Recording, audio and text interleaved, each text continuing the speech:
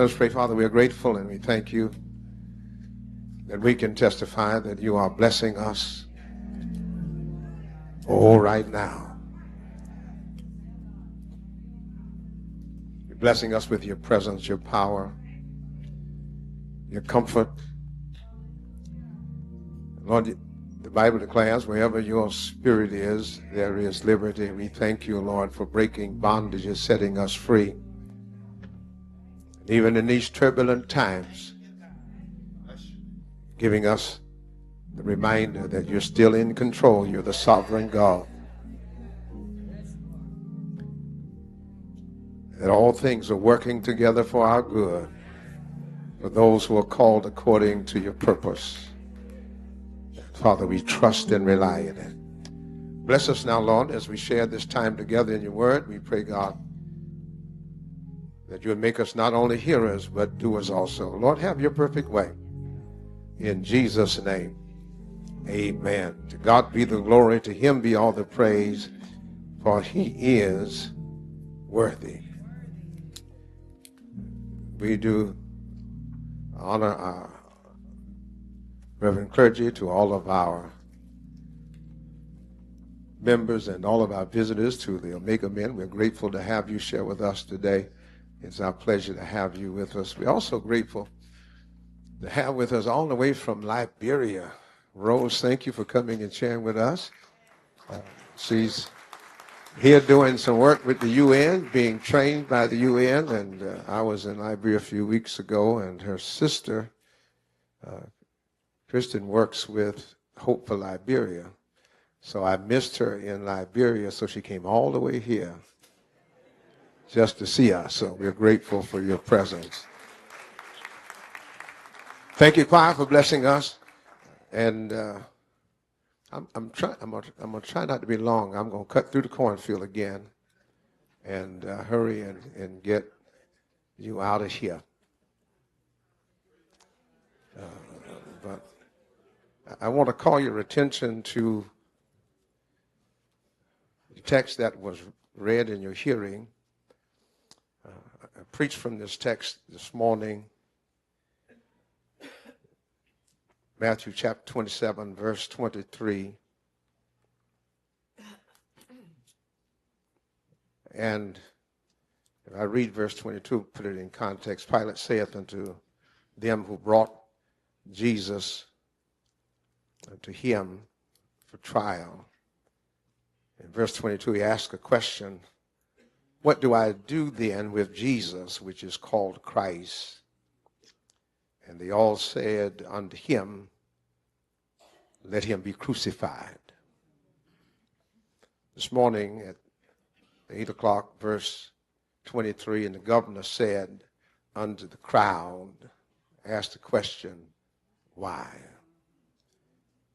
And we just dealt with that one word, why? But what captures my attention is something I grapple with when I look at the text. He says in verse 23, the governor said, why? And then he finished the question with this, what evil hath he done? I want to ponder that just for a moment. What evil hath he done?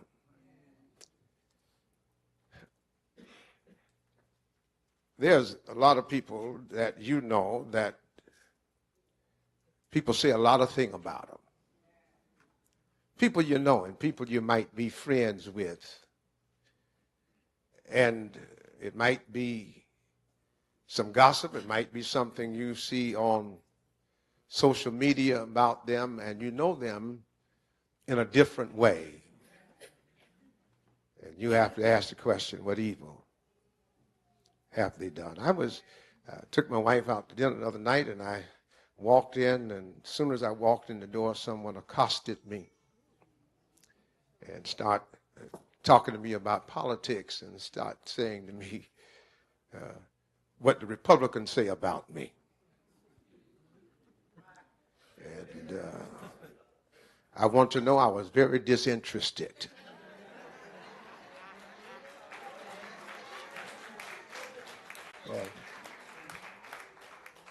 But I wondered to myself, but what evil hath I done? Our text shows us a record of the most evil and unjust event in human history. It's hard to believe when you read it that men can be so calculated in their cruelty. It's even harder to believe that men, especially people who can be religious, can be so evil. When you read the context, a lot of things have already happened in the life of Jesus and how quickly things can change. Satan had already put it into the heart of Judas to betray Christ. Judas had already sold Jesus out for 30 silver coins. Judas had already betrayed Jesus with a kiss, and the disciples had already forsaken him. And Peter had already denied him. Jesus had been arrested and taken not to one court, but 6 courts. 3 of the courts were religious, and 3 of the courts were civil. 3 were before the high priest and the Sanhedrin council, and 3 were before the Roman government. In the 3 religious courts, Jesus was found guilty each time. Before the civil courts of the Roman government, 3 times he was found innocent. It amazes me how we who are church folk can be so judgmental, have the same problems that we condemn others for.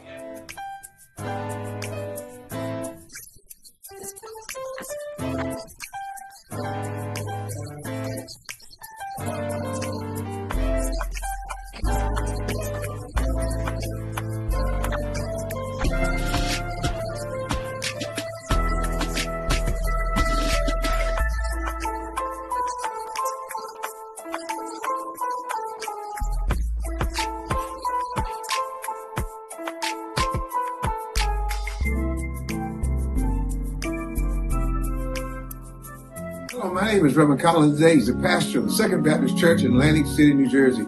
If you're looking for a church home, a place to reconnect, a great place of fellowship, join us at Second Baptist Church here in Atlantic City, where everyone is welcome and the love of Christ is alive.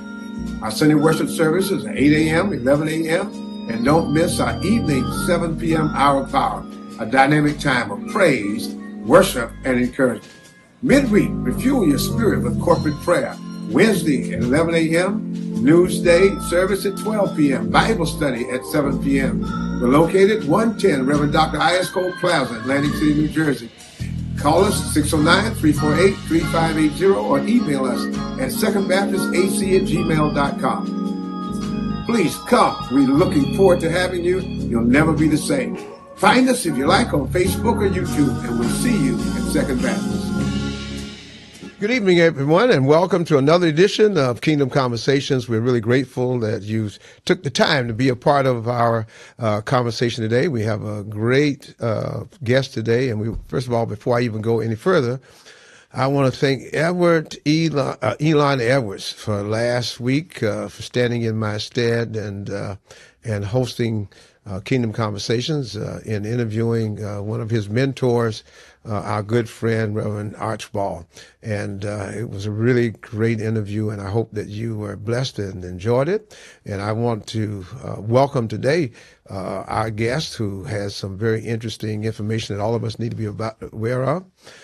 Greg Sayer, Vice President of Solid Waste at ACUA.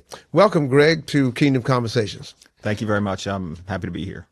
Greg, everybody in the county, we are beneficiaries of the work that you do, the great work you do at ACUA, Solid Waste. That's the garbage collection and disposal for the county.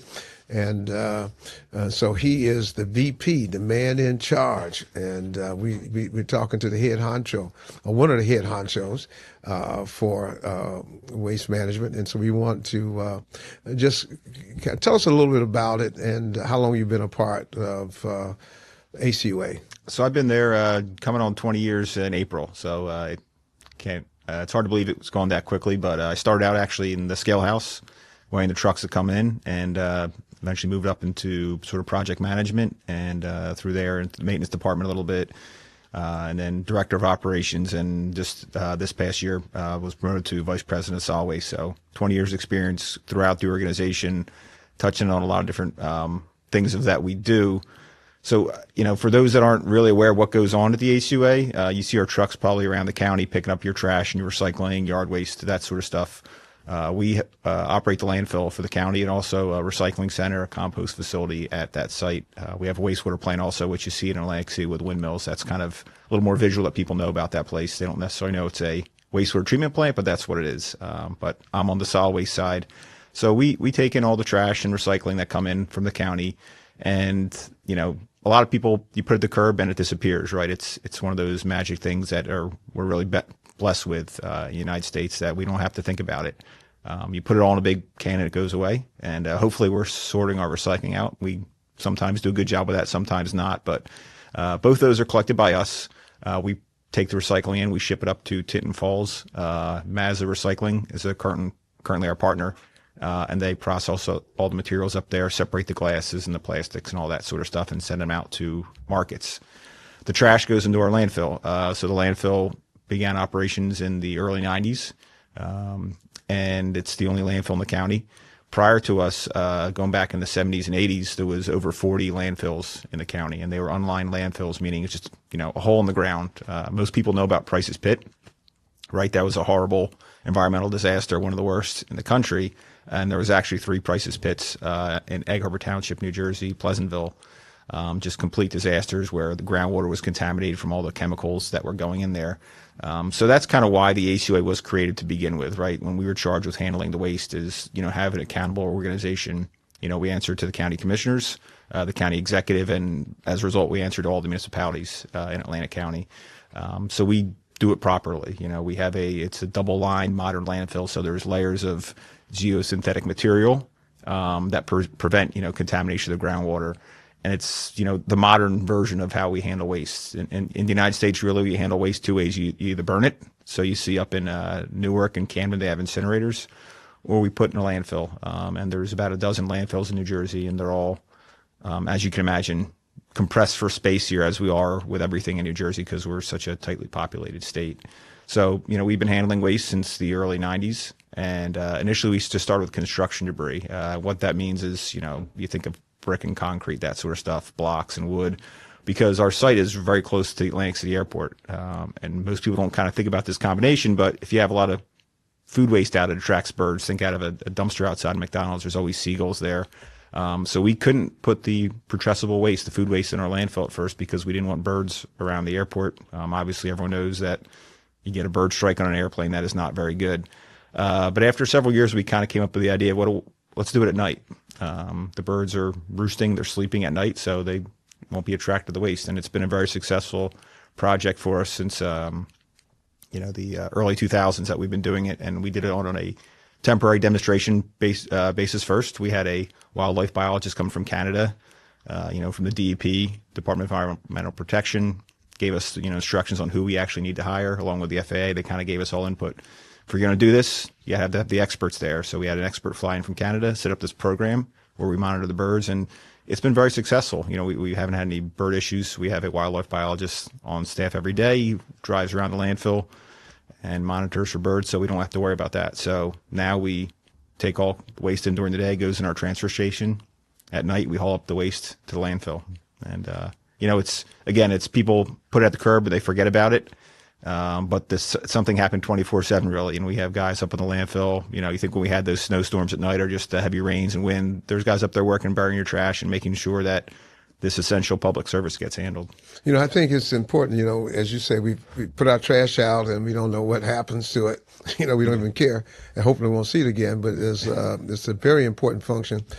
You started talking earlier about recycling. Yeah.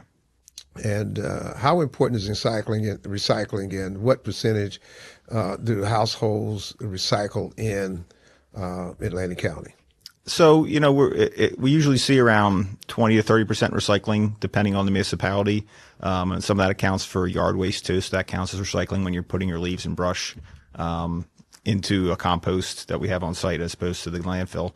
But, it's really important because, the landfill is finite, right? So it'll fill up. The more stuff you put in there, the less space we have. So if you can divert your cans, your bottles, and your plastics, your papers, that saves space. And it's also an economic factor too, right? So, our municipalities pay about $82 a ton to landfill that waste. If it's recycling, they're saving money on that. They are not paying $82 a ton to recycle. There is a cost to recycling, but the municipalities do not get charged that. And that is mostly processing costs. And again, recycling is an interesting market because the values of those commodities change. Think about anything else. You talk about the price of oil and gold or silver, plastics and aluminum and paper. They're similar. So they are commodities where the prices change. So that cost is variable, but it's cheaper than landfilling for certain. So you're saving money and you're conserving space for the actual stuff that we, at least right now, can't or won't recycle. I mean, you can really recycle just about everything if you want to do it. And that's kind of the other question is how much are we willing to actually effort put in to make sure we don't just throw stuff away? You talked about, as we know, that trash is a constant thing, that we're putting out trash, every day, and the landfill is finite. What is the plans and what is the lifespan of our landfill? Okay. Yeah. So currently we are permitted through a capacity through 2029. So that gives us, about 3 years left of capacity. Commissioner, as you know, I call you commissioner now, commissioner on the freeholder board commissioner board in Atlantic County. You recently approved our plan for an expansion through 2040. That still has to go through the Department of Environmental Protection. They'll review it on the technical aspects. But that, again, will get us capacity through 2040, which is, significant. That's, about 14 years from now. It gives us a lot more time to plan out for other endeavors. And it's not a uncommon thing. All landfills go for capacity expansions. Burlington County just had one last year. So it happens pretty frequently. It's not the first time we've done an expansion of our landfill. And in reality, the landfill expands every day. That, the more trash you put on it. And so this expansion, it's pretty much straightforward. So we're going 40 feet higher. That might seem like a lot. We're about 140 feet right now. We'll go up to 180. You won't see it from anywhere new. It's not like it's going to be some huge mountain any more than it is now. And it still will be one of the lowest in the state. We currently are the lowest height in the state for landfills, and we'll still be, the middle to the lower end of other landfills in the state. And we're going to capture a little area on the side of our landfill. So we're kind of interesting. We're bound by a couple wetlands and by the Garden State Parkway. And, if you could see a map of our landfill from above, you would see where it makes sense where this expansion is going in. It kind of like there's a little divot along the parkway, and that's just wasted space that won't go for anything else. You're not going to build anything there. So we figured let's capture that. And that gets us, 7-8 years plus another few more years with the height expansion. So. Yeah, but when you look at it, I had the opportunity to see it. Yeah. You're not really talking about going out that far. Right. It's really just going up and filling, you said, like a divot. So that's very interesting that when you look at that, it is, and that'll expand the lifespan of the landfill for 14 years. So it'll get us out to 2040, yes. To 21, which is amazing. Yeah. So how much tonnage will that take? Well, it kind of depends on what goes in, but we typically are getting in trying to remember my numbers here now. We're getting in, 1,400 tons a day. So you do the math on that. That'll get you out through. That's a lot of trash. Yeah, through 2040. But you also have some very interesting and unique and innovative things that's happening at the landfill that I think people need to be aware of.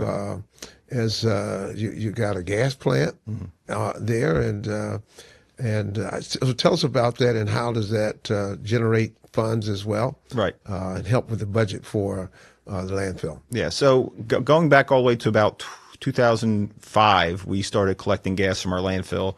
And that was sort of a voluntary thing. Now, what kind of gas is it? Yeah. You say gas. What type of gas? So, when you think about trash, if it sits for a while, it breaks down. It's an anaerobic process, meaning once it's out of oxygen, these bacteria start breaking down all the waste in the trash.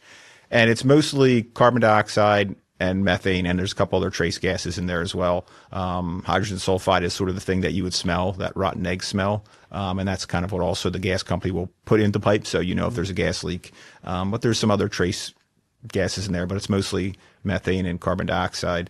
And so when we capture that, we're preventing greenhouse gases, obviously, but you can generate power from it. So for years, we were actually creating electricity from that gas up until, I believe it was 2016 or 2017.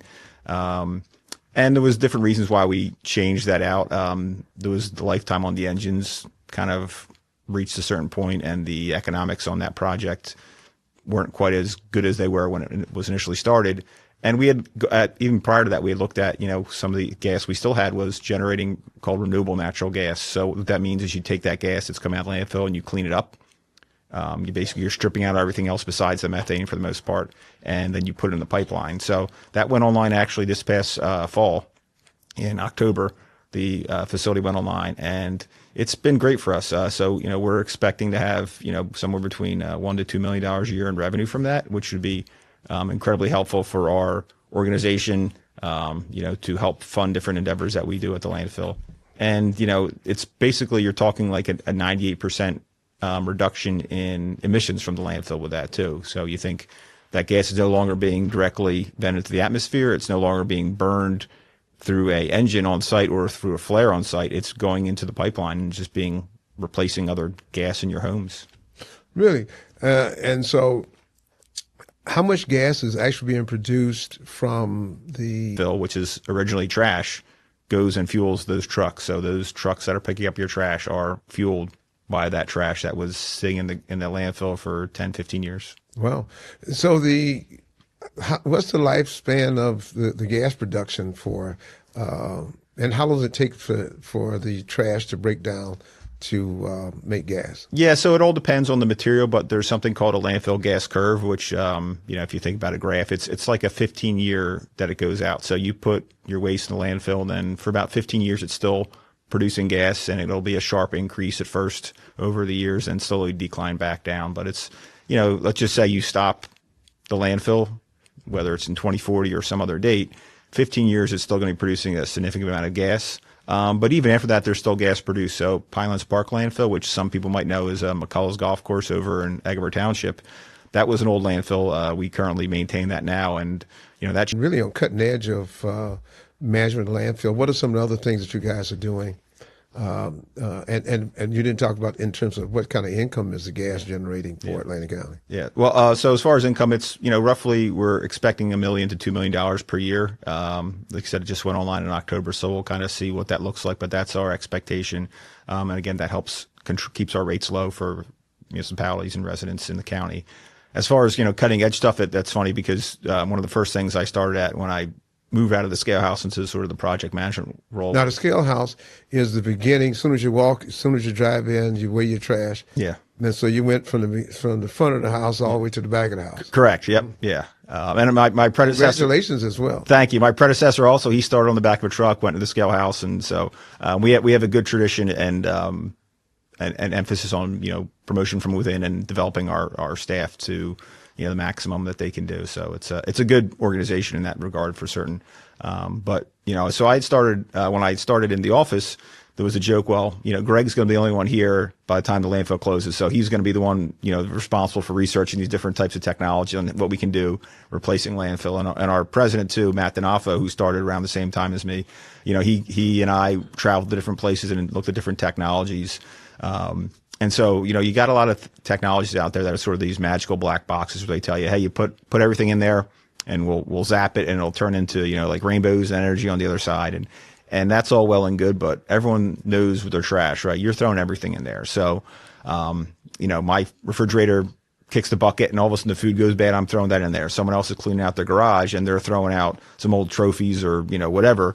It's not all the same, right? And so handling that material is very difficult. So what we found over the last 20 years or so, we've been looking at this is it's really important that you are processing material and sorting out properly so you can kind of get a good product to do something with. One of the technologies we had looked at was called plasma gasification with company NRG Energy. They're one of the largest energy companies in the United States. And what they had thought was, hey, we buy gas and oil and stuff to produce energy. What if someone paid us to take trash and we made energy from that? So they were kind of bullish on that idea. And this technology called gasification, which used basically almost like, think about lightning, and it was so hot that it stripped all the molecules up and created energy from them. And we got very close with them on doing a project, a demonstration project. It's tough because New Jersey Department of Environmental Protection is very strict, right? So they want to make sure we're doing everything right. They issued us solid waste permits, but they weren't inclined to issue us an air permit because they weren't sure what comes out the back end, right? And that's important because you never know. So after several years, we kind of pulled the plug on that one. We couldn't really find ourselves anywhere. But we've issued a couple requests for proposals since then, and we're in the process now. We'll be accepting proposals actually the end of this month on April 1st for another waste conversion project. So we started this way back in, I want to say 2024, issued a request for qualifications to, the entire country, submit sort of general ideas of what you want to do and your history as a company. And based on that, we qualified 3 vendors, and those vendors then submitted a proposal, and those proposals will come in April 1st. So we'll see what's available. Like I said, as we've been through this over several years and iterations, what we find is it's really important that the waste gets processed. So a lot of these technologies think they can handle the waste, but they don't think about the processing ahead of time where you're separating stuff out so you get the right mix of material. And we've seen more emphasis on that now. We've seen companies that come in and understand that. And they're not necessarily as whiz-bang magic science. They're more like, let's put the work in and getting material the way we want it to be, and then do a more basic thing where, you're taking maybe the fibers, the food waste and handling it in more common material methods. So food waste is a big thing. A lot of other countries and even the United States, you see other areas where they're focusing on food waste diversion. So just like we recycle plastics and metal, keeping your food waste out of the trash is an easy thing to do.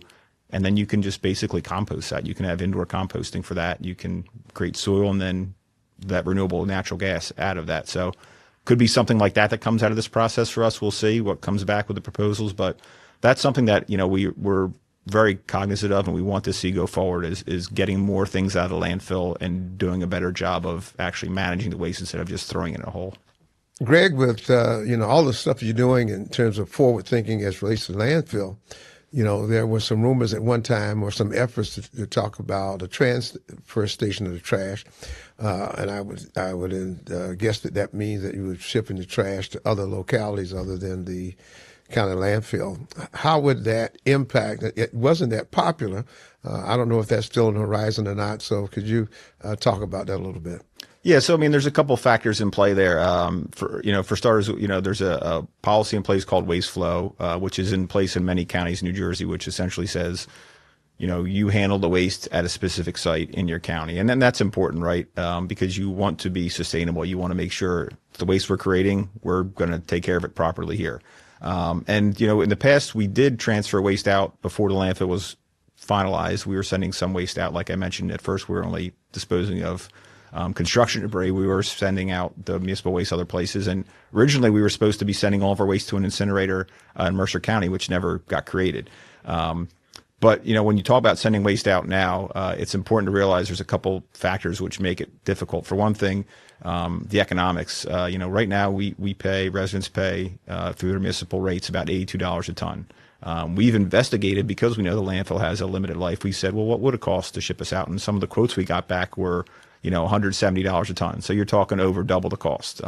We're sitting here in Atlantic City today. Atlantic City pays roughly $450,000 a year to dispose of their waste, municipal solid waste. If that was shipped out somewhere else, that would be double. So you're talking, close to $1 million as opposed to less than $500,000.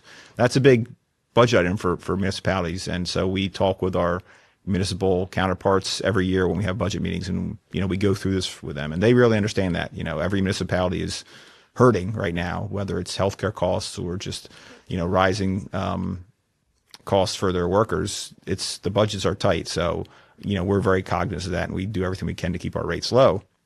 So when you ship it out, that costs go up. But also an important thing to realize is we're accountable. So if there's a problem, we go before the commissioner board. We talk to the county executive. We talk to the municipalities. I live in Absecon.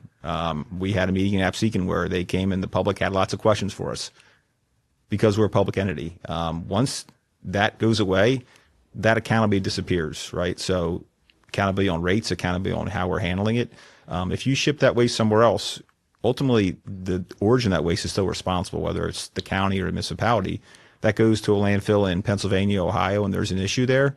That bill for cleanup, if there's an issue, comes back to the municipality. Everyone knows the story of that garbage barge that, left New Jersey and just sat off the coast for years. And, yeah.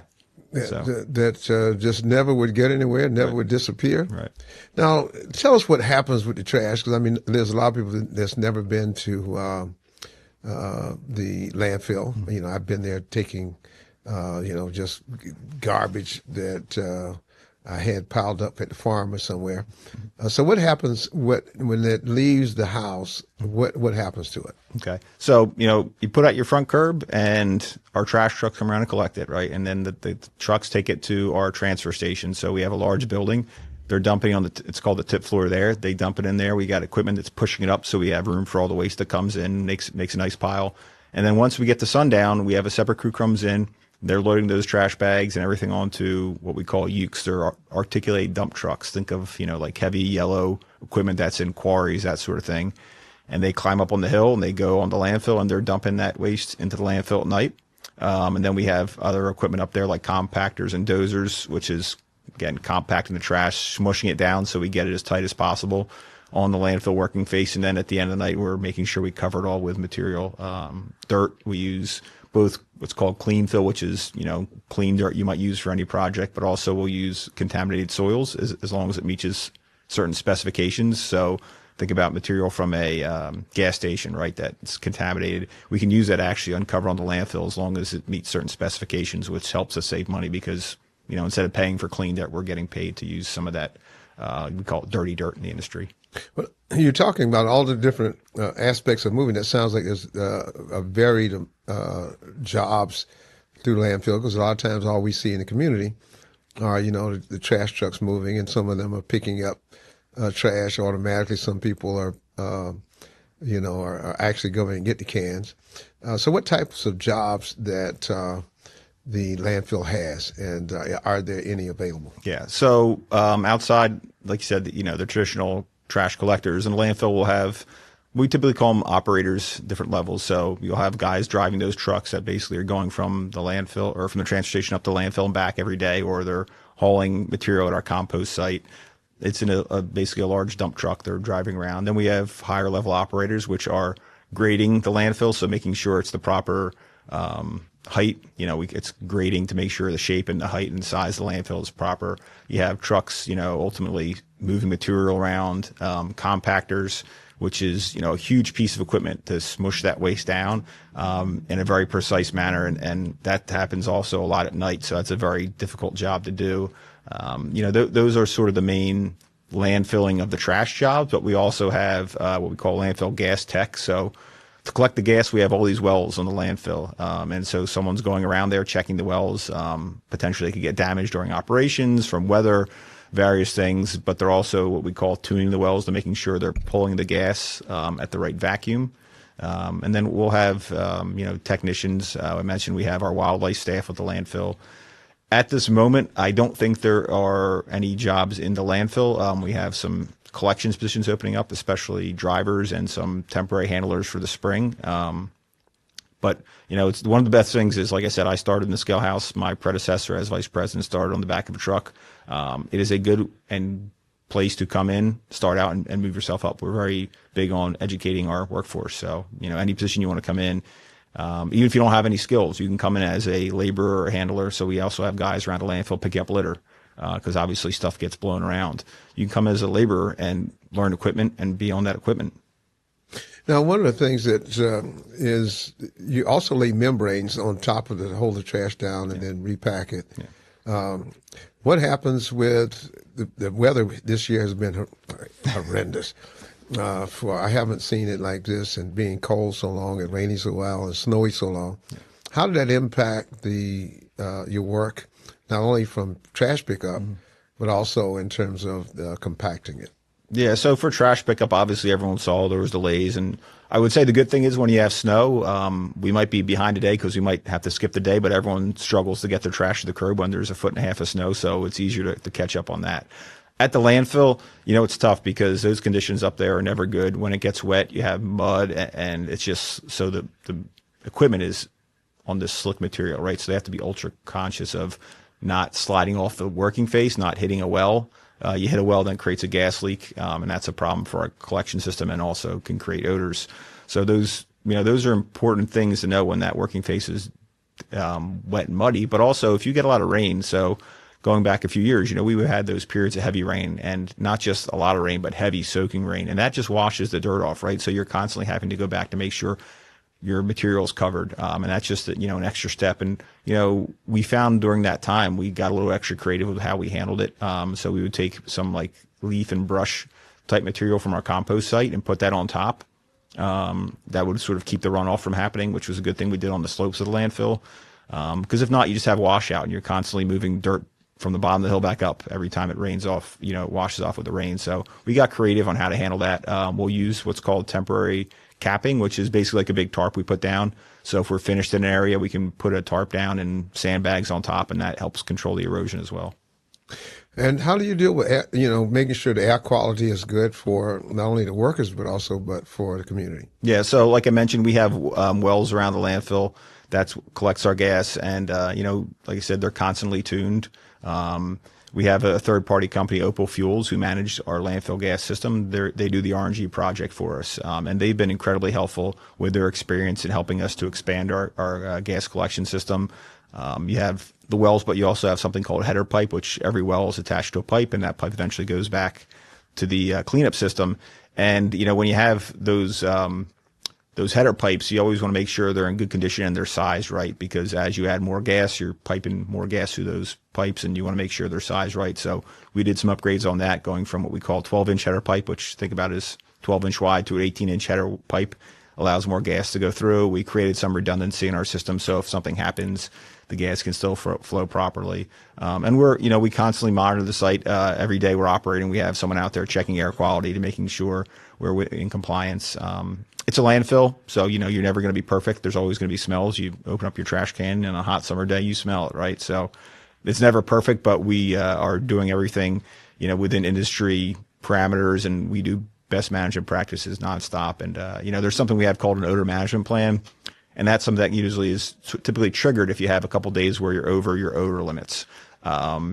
Then we trigger, a couple different things we do. But the reality of how we operate is we do those things daily anyway. So we're not just waiting for there to be a day with high odor. We are constantly doing the things we would have to do every day, checking all of our wells, checking all of our sumps for the liquid in the landfill to make sure everything's the way it needs to be. So tell me, what fun things happen in the landfill? Is a funny thing happen on the way to the landfill? Funny? Well, all sorts of stuff. There's sad stories about, people just throwing away the wrong things. Whether it's, a wallet, which obviously, you might lose some money, but you'll be able to get your credit cards back or whatever, but wedding rings, that sort of stuff. And we've had people call and say, hey, I live in Mullica, or I live in Eggerborough Township, and, I threw this away. And, if it's, we're the ones that happen to collect it. So, there's, at least half a dozen municipalities that we collect the trash in. If we know where they threw it away, we can say, all right, well, it's on this truck.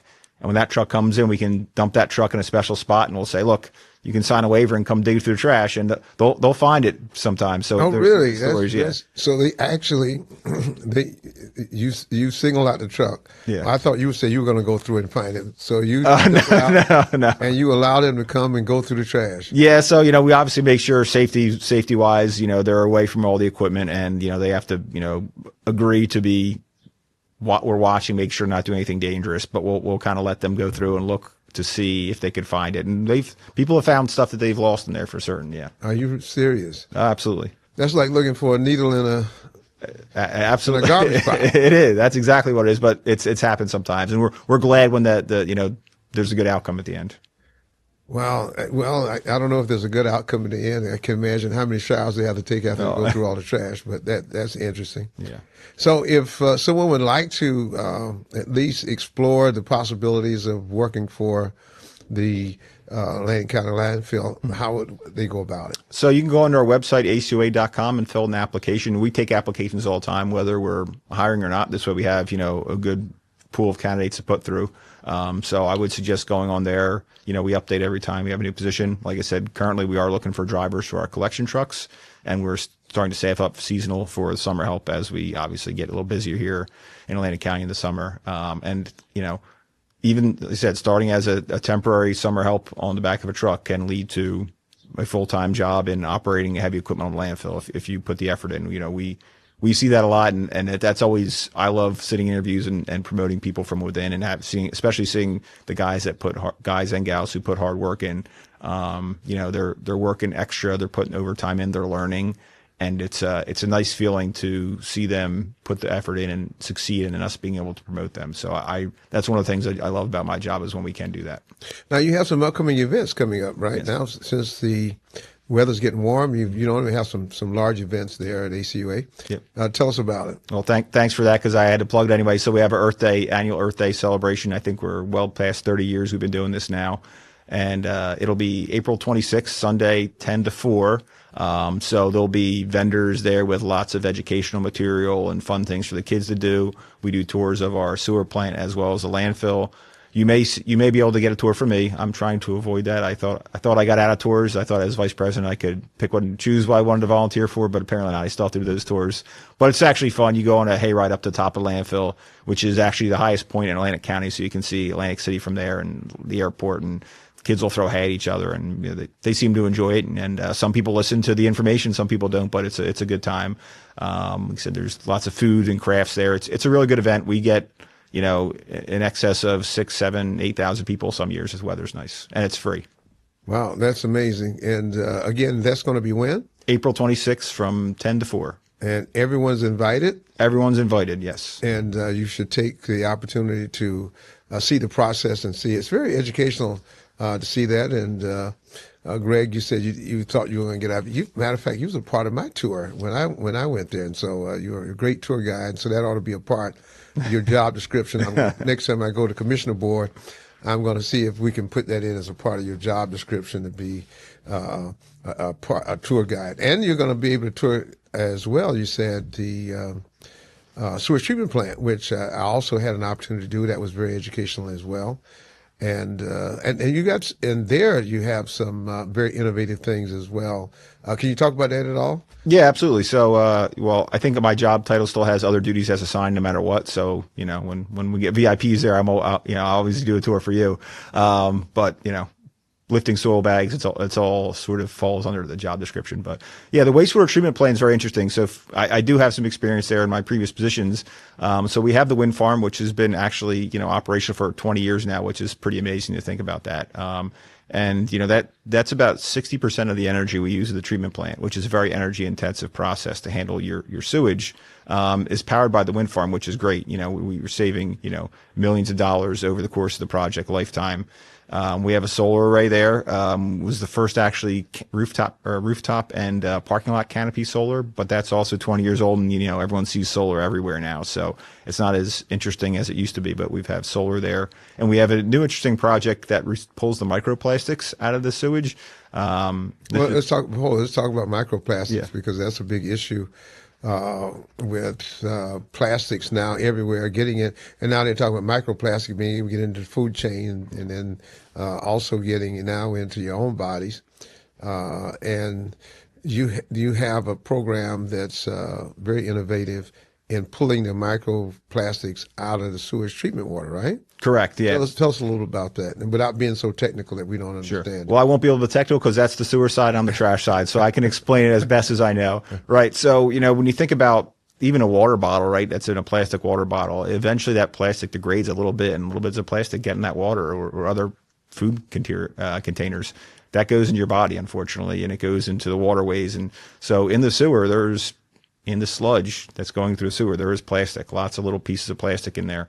And what this project aims to do is, this was through a partnership with some, I believe, graduates from Princeton University who had this idea to sort of pull out the plastic. There's different filters in there that, so after the entire sewage process is done, right? So you get to sort of the clean water that's getting discharged into the ocean. That once it's at that level, they have this extra filter level that pulls out the microplastics. And it's only at a sort of demonstration, small scale project now, but we're actually looking to upgrade that to a larger scale. And I believe we're sort of working with them to kind of maybe potentially help locate that new company here in South Jersey. So fantastic. yeah, and it's an issue, but it's not something that's really regulated right now. We haven't gotten to that point yet where the state or federal government is regulating microplastics, but it'll happen because we see the issue with it. We know it's getting to everyone's systems, and we know it's a problem. So that regulation will come, and we'll sort of already be ahead of the curve on that, both in having it at our plant, but also hopefully this company will be kind of based out here maybe, and they'll be able to spread their technology throughout the country. With the rising gas prices and everybody concerned now with the cost of fertilizer, is sludge from the sewage treatment plant, is that something that they could use for fertilizer? What are you doing with the sludge? So we actually incinerate the sludge at our wastewater treatment plant. We're one of, I believe, 2 or 3 incinerators in the state for sludge. It's not something easy to do, and obviously environmentally people have concerns about it. So there's a lot of permits with that to make sure we're doing it as properly as possible. So we incinerate the sludge, and it creates basically an ashy product, which goes to the landfill and is used mixing with the dirt at the landfill for cover.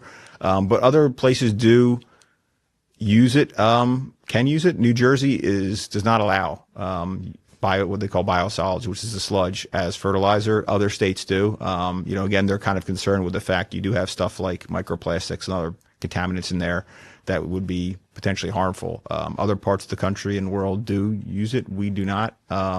There's other technologies you could use, anaerobic digestion, which is kind of like composting the sludge. You mix it in with some other material, and you could eventually maybe get some soil amendment out of it. But like I said, New Jersey, they're very cautious about that, just knowing what could potentially be in our sewer. But we're not the only. Are we the only ones that incinerate the sludge, or other? Are we the only? We're not the only. And so what do they do with their sludge? So other they'll typically ship other places. So we get sludge from Camden comes up to us, and it's actually helpful for our operations here because it helps subsidize the rate. So if we're getting sludge from our people that, let's say our treatment plant can handle, 20 million gallons a day of sludge. If we're only getting 10 million gallons, we can kind of put more sludge in there, and it keeps that cost low. So typically it gets shipped off to some incinerator, or it gets shipped out of state somewhere. Landfills cannot accept liquid waste from the landfills. So it's a problem, right? We're actually fortunate that we do have an incinerator, both because we can accept others and because we have a stabilized way to handle it in the state, or in the county. So what about job opportunities at the waste treatment plant? So it's funny you mentioned that because, we have guys on the collection trucks at the landfill or in the collections that they always want to hop and go to wastewater because they hear that's the golden ticket, get off the road and go to wastewater. There it's a license issue, right? So you have there's something called a water pollution control license, which basically allows you to operate the equipment there. And there's different levels, 1, 2, 3, and then I think you go even higher. But if you have that license, you could come in and potentially be an operator of the sewer plant. But there's maintenance jobs there as well, electricians, mechanical maintenance, instrumentation type maintenance on the equipment. So totally, how many does both the waste treatment plant and the landfill, how many are employed there? I believe we have about 250 people. Yeah. Oh, that's a pretty good number. Yeah. Great number. Well, Greg, I want to thank you so much for coming to be a part of our program. And what you said was very enlightening and informative. And we look forward to the Earth Day and invite everybody to come and be a part of it. You got some free food and free games and a free tour of both facilities. How do they get from one facility to the other one? Is they going to provide transportation from? Yeah, we have a bus that'll take you over to the wastewater plant. Okay, well, that's good to mention that you can do all those things, and it's very, very informative, and you will be very surprised and impressed with the workers and the plan and how they operate.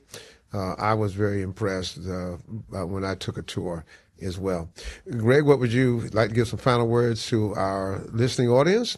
We'll give you that opportunity now. No, thank you. Yeah, so please come out on Earth Day, April 26th, 10 to 4 at our landfill in Egbert Township. Love to have you. Hopefully the weather's great. I know the kids always love it. And, as far as solid waste, I just say, just remember when you put it out the curb, it goes somewhere, right? So if you can avoid throwing it away, avoid throwing it away. Donate stuff if you can, reuse it. Backyard composting if you can for your food waste. There's a lot of ways to reduce the amount of waste you produce and, kind of get back to a more sustainable lifestyle. Well, thank you so much, all of you, for tuning in again to Kingdom Conversations. And I want to thank our guest today, Greg Sayer, for coming and taking his time to be a part of this. And like he said, if you are interested in either one of those as a career, please look at their websites from the ACUA. Thank you again for sharing with us today, and we look forward to seeing you and hearing you same time, same place, Kingdom Conversations. God bless you. And that wraps up another powerful episode of Kingdom Conversations, where faith meets life and purpose is revealed. We pray today's dialogue stirred your spirit, sparked your thinking, and strengthened your walk with God. Remember, the kingdom is not just a place where we're going, it's a way of living here and now.